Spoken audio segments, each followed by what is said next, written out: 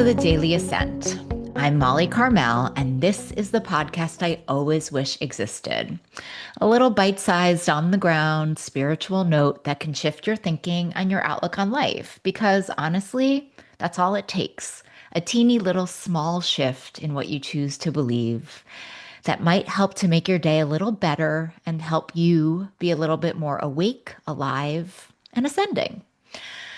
Today, I want to talk about what happens when something that starts from the heart starts to feel really, really heavy, and how choosing similar, slower, and even more faithful options can sometimes open us up to major, major freedom. So, last year, one of my dear friends, Michelle, and I started this heart project called Connecticut Women's Club. And it's this small, little soulful movement to help women to build real friendships because we happen to be women that have like amazing friendships and we just thought we could be helpful to do that. And it just started as this project that, we're both really busy women and we knew we would be able to connect with each other on it. And we just were so excited about it. And the problem is that we started this project and it really, really took off. We started it with these dinners and then everybody loved the dinners and they would sell out. But before we knew it, out of nowhere, we slipped into like big mode, like into make it big mode. I'd call it like ego mode personally, but here we are. And we were like, let's have a strategy meeting and let's do some strategic plannings. And we were like texting about it and thinking about scaling it and the national, it just got really, really big. And to be honest, and I think this is an incredibly important thing for us all to remember, my mind did not cue me into this. My body cued me into this. Like my creativity vanished. My chest would get a little tight when I was thinking about it. And the whole thing started to feel like burdensome and started to feel like work. Like I was like, ugh. Like when we first started, I was like, oh my God, this is so fun. This is so amazing. And sort of by the end of it, it was about 3 or 4 months into it, I was like, oof, this thing. And it's a really good note to listen to your body. The body keeps the score and very, very rarely lies. Because before I knew it, we were sort of on the verge, or at least on the edge of burning out something that was coming from the most sacred and beautiful place.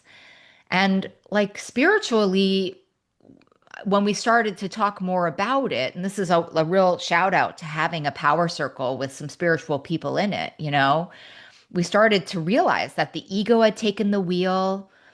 And honestly, our past stories about money, about business partnerships, about our aspirations, I mean, all of these ego sort of on the floor things started to really take control of this heart and soul created venture. And so this project that was just born from like joy and friendship and community started to be strangled by past history and pressure.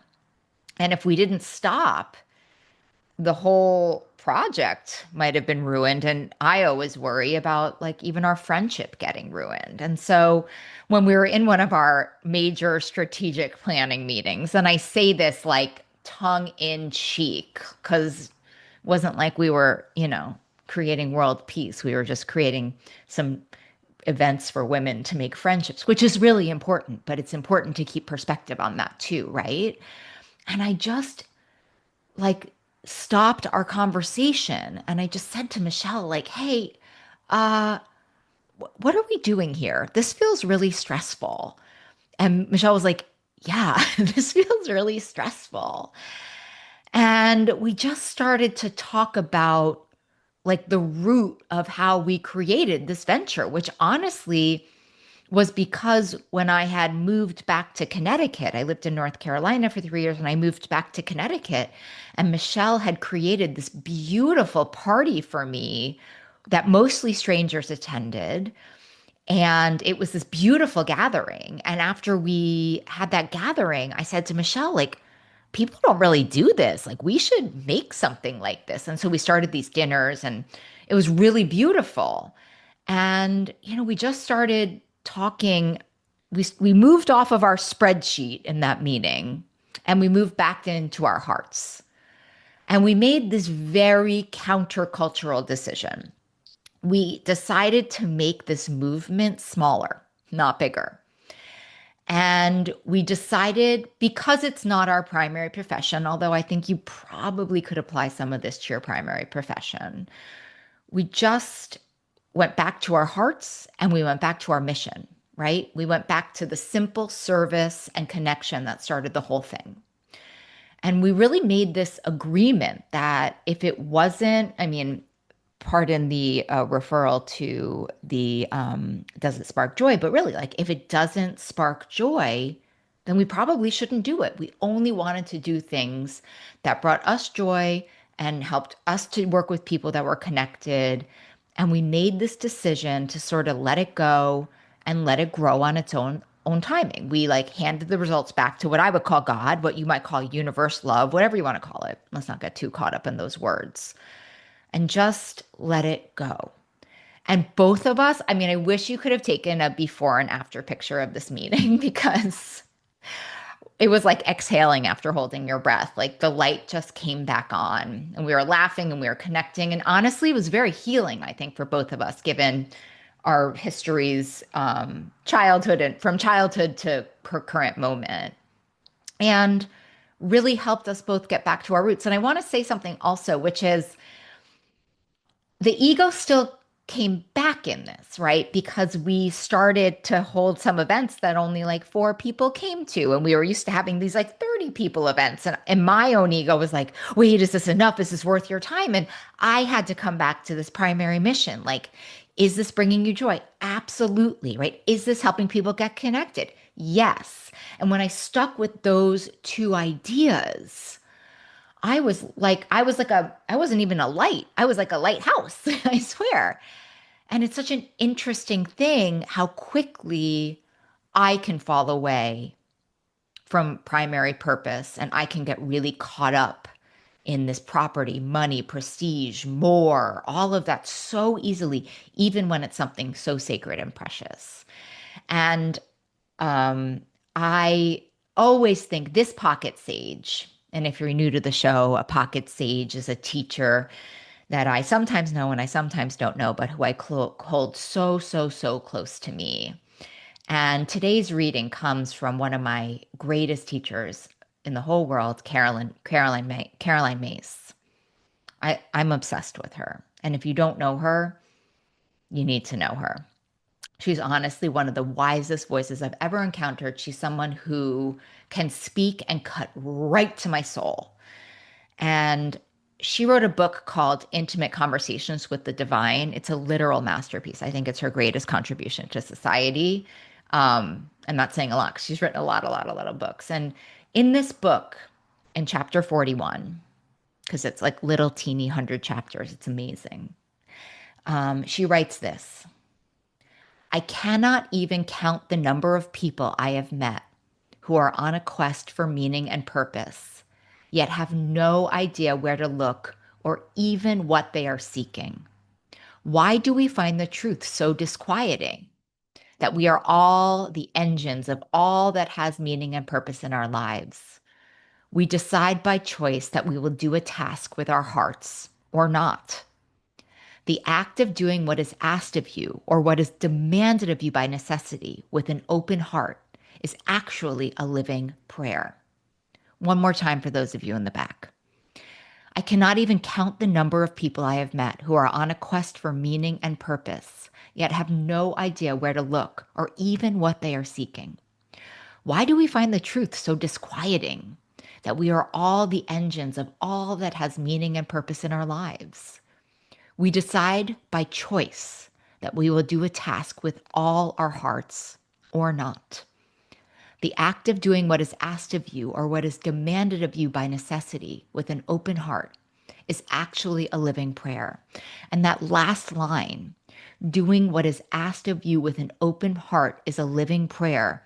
It just hits me the way that truth does. Because that's exactly what happened for us. The second we stopped trying to like make it big and figure out how to make it profitable, right? And like that's the moment that we simply did what was asked of us. We were asked to serve with joy, connect with women, help them connect, and love each other well. And when we got back to that root, the whole thing became a prayer. Because here's the thing, when we grip too tightly, we block the very flow of what we are trying to create. When we make it about outcomes, numbers, growth, success, when that's when we start to live from pressure instead of purpose. And I don't know about you, maybe you're not in agreement with this, but like for me, pressure has never once created peace. Never, ever, ever, ever. It's mostly created sabotage for me. And it's so wild how the ego can just sneak in, even in something so beautiful. It starts to whisper, make it bigger, make it better, make it matter, right? But like God, universe, spirit, higher self, whatever you want to call it, that speaks in a very different voice. That says, let it breathe, let it unfold, let it be enough. And honestly, that's what this particular thing has taught me. It's taught me that ease isn't the opposite of ambition by any means. Making things feel at ease, it's not having ambition. It's actually the companion to ambition, if you ask me. It's what keeps our dreams from hardening into demands, and it keeps love in the work. And the other thing about, when we move into demands is it really dysregulates our nervous system. And when our nervous system is disrupted, our prefrontal cortex shuts down and we're only operating off of a fight and flight. And maybe for some businesses, that's a really good thing. But for creating a movement where women are connecting with other women, we really want like the full spectrum of what God has given us with a brain. And so, when we let go of forcing things to grow, like we wouldn't be screaming at our plants, right? When we let things grow on their own terms, something incredible can happen. We can stop striving and we can start allowing, right? The work, the relationships, the ideas, they begin to expand naturally, like in right timing. And the lightness comes not from giving up, but from remembering that we're not meant to carry it all on our own. And that doesn't mean other people. It's why you're listening to this podcast. It means the bigger, the higher power. That's what carries it with us. And when we're demanding, it's us doing it. And when we're allowing, it's this higher power that's running the show. And in my experience, that's just what works better. So, like letting go, when I'm saying that it isn't about walking away from what you love, it's just about releasing this tight grip that chokes out joy and trusting that like if it's meant to endure, it doesn't need to be controlled. It just needs your open heart. And that's where ease lives. It's that soft space between effort and surrender. When you're still showing up and you're still devoted, but you're no longer driven by fear. You're guided by trust.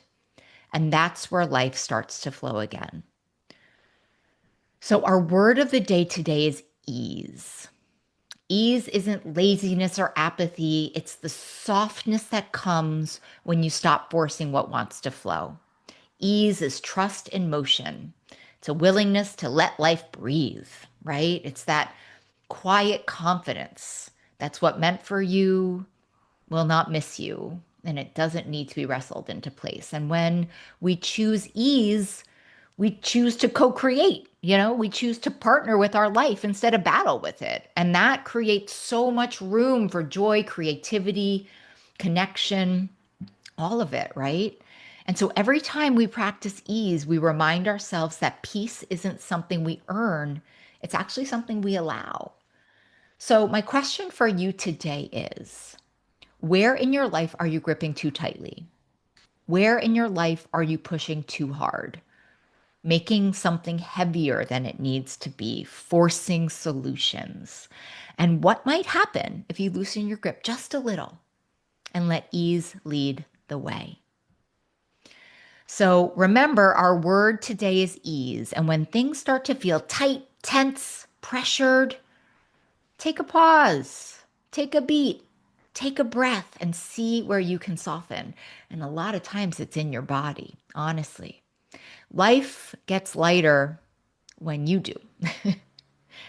So until next time, I'm here rooting you on through the chaos, through the still, and sending you all the love.